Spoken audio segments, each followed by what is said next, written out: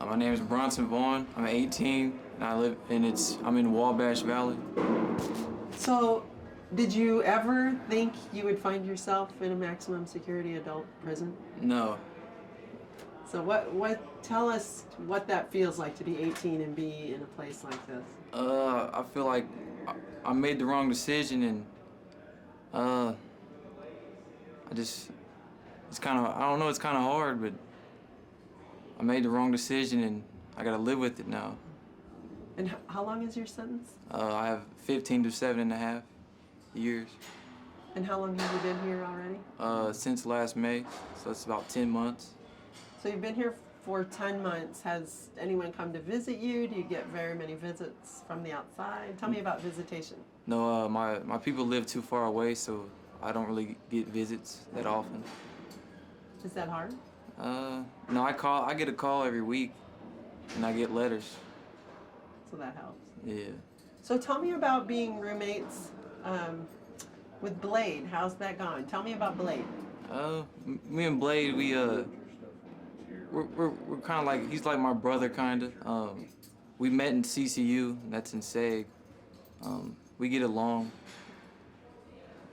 for the most part. You guys met in SEG? Yeah. So how did that happen? Were you both down there at the same time? Yeah. How'd both of you end up in SEG? I got into some trouble, and I guess he did too. And so they put you down there? Yeah. And so then once you came back, then you were roommates after that? Yeah. But you weren't roommates before that? No. Okay. So tell me what it's like, living with a 15-year-old. You're 18. How is that, living with such a young kid in a facility like this?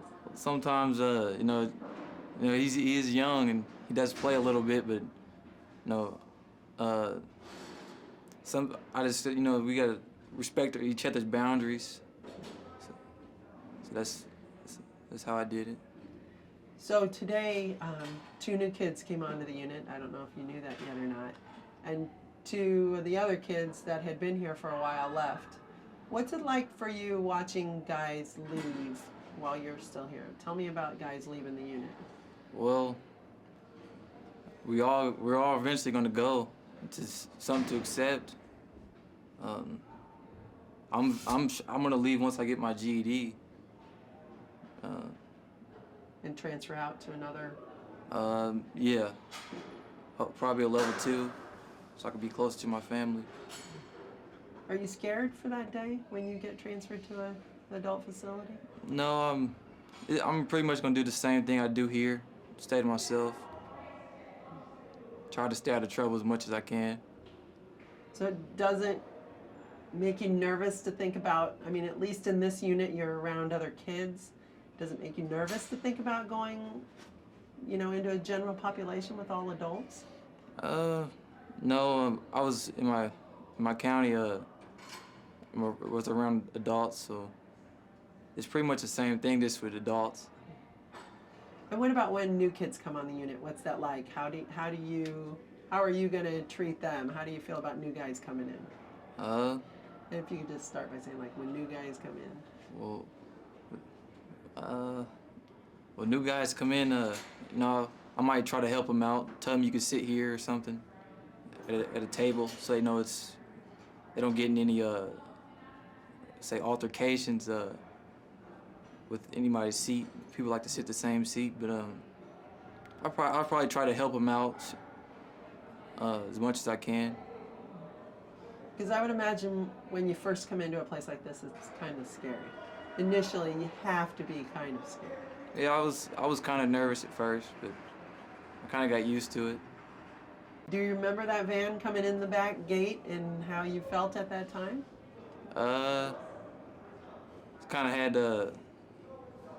It was nervous. Kind of anxious to see what it was going to be like here. Final question.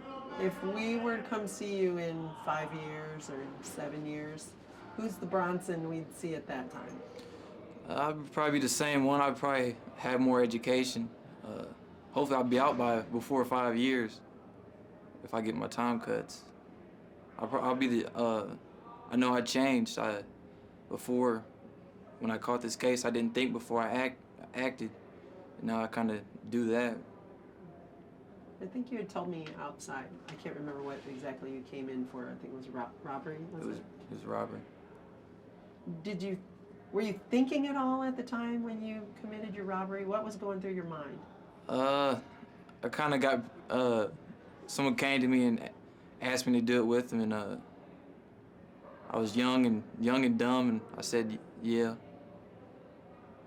Did you ever think you'd wind up in a place like this? No, I actually had plans to go to college, but kind of backfired. Kind of not backfired, but it's kind of the opposite now.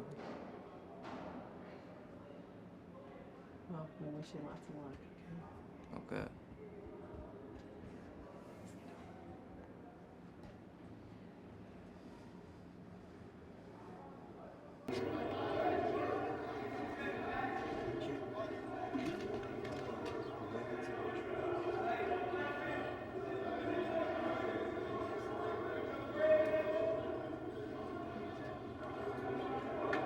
Seconds. Yard work change, 1J3 to the south, library.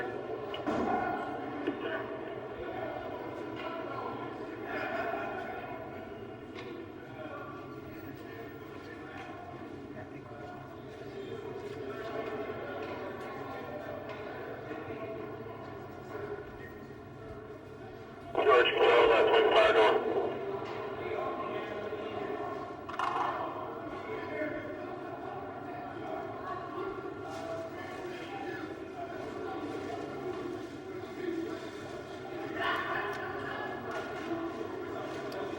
Doors on the right are secure now. Stand clear.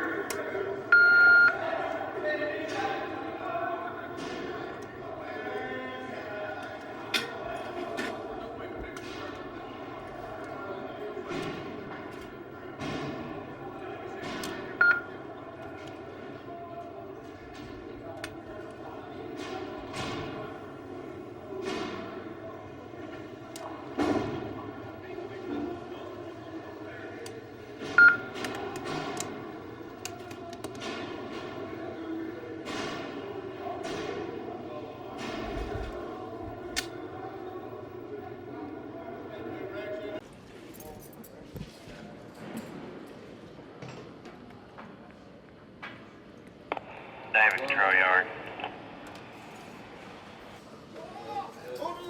Down my desk, yeah. David.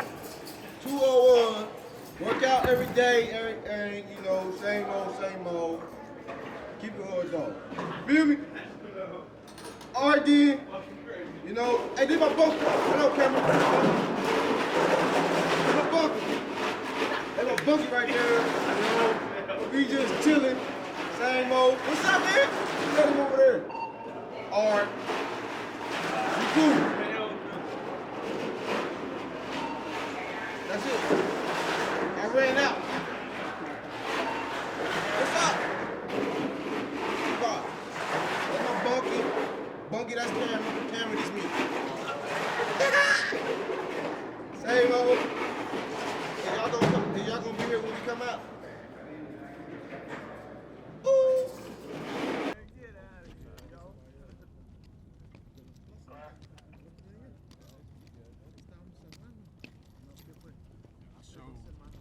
Y'all looking for some innocent people?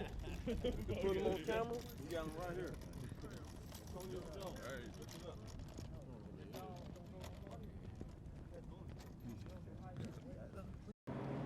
For the most part, they don't get to choose their cellmate. They're matched up by classification they have a whole set of criteria that they go through, like their age, their length of sentence, their past history, gang affiliation, that kind of thing. But we also look at their personalities and if they're likely to get along. And that just comes from spending time with them and getting to know them. They can request to have a different cellmate, but due to, you know, the housing requirements and stuff, they don't always get that. It's an awfully tight space for two people to live and spend that much time. How do you think they react? Do they adapt well to that, or are there issues that you have to deal with as a corrections officer that you think come from living in close confines with another teenager, two teenagers? There are a lot of issues that come from that. A lot of them don't get along, but since they know that they have no choice, their choices are limited in who they live with because they're in prison. So they make their own ways of dealing with that. Either they spend time separated or, they just find their own ways of getting along. Is there any aspect, how long would, if two people, you mentioned that they're, by length of stay is one of the criteria. Mm-hmm. Is there any design that's so that two people aren't roommates for too long, or is it better you found to have someone matched up for a couple years, they learn each other's routines, or what sort of? Oh yeah, if they're matched up and in a cell together and they get along great and don't have any problems, then that's the best place to keep them, is together. And a lot of times if they're both transitioning into moving to a level 2 or moving to the adult population here, then it's best to keep them together. Because then they know each other already and they're not alone and they don't have to be, celled with an adult that's already been out there for who knows how long. So in that, with the transition, that seems to be sort of an intense process, and I'm sure there's some nerves associated with it. What's your impressions of what they go through as they get closer to their transfer? They don't say a lot about it.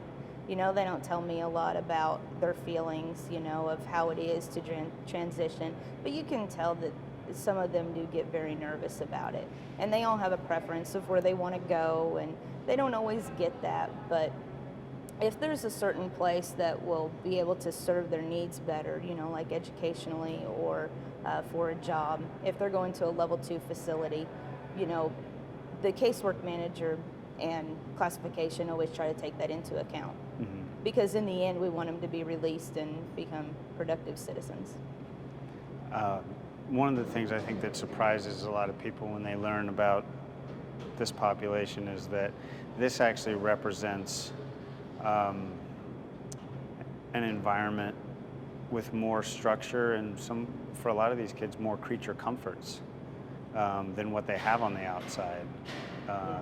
So describe that a little bit, like about your impressions of how this might actually be a step up for some of them, if that's the case. Or if you have any examples of that. Well, the best example I can give is like their personal hygiene and their cleaning skills. We have a lot of issues with that. Some of them just choose not to shower, not to clean their cell, and they're, made to do that here. So a lot of them will tell me, well, I don't know how. I don't know how to mop the floor, or they don't understand that when you clean, you start at the top and work your way down, So it's kind of like you got to teach them that, because no one did. What would you say your greatest challenge is, just sort of as far as day in and day out, working as a corrections officer? What would you say some of the greatest challenges are? If you were talking to someone incoming, what to prepare themselves for? I think my greatest challenge is just, doing the basic, duty of this job is to keep them safe and to keep everyone else safe too. How are you? What shout out is that? Huh? No. I think you made that up.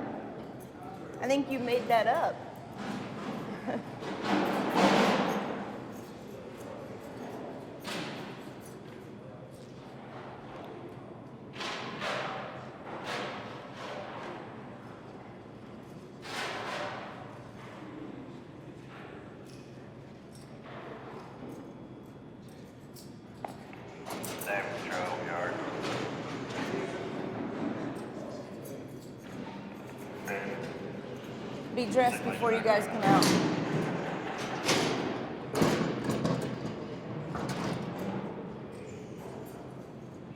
Excuse me.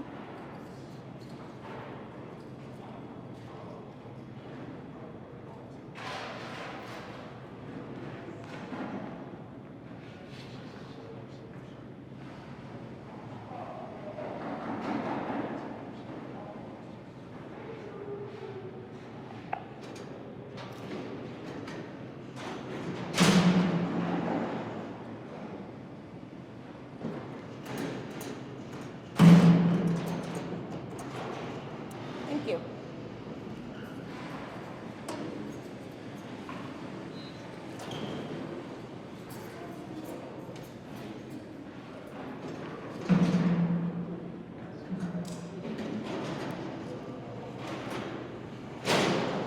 You guys coming out for breakfast? No?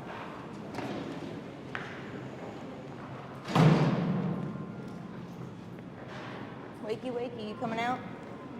Are you coming out? Yeah. Good night.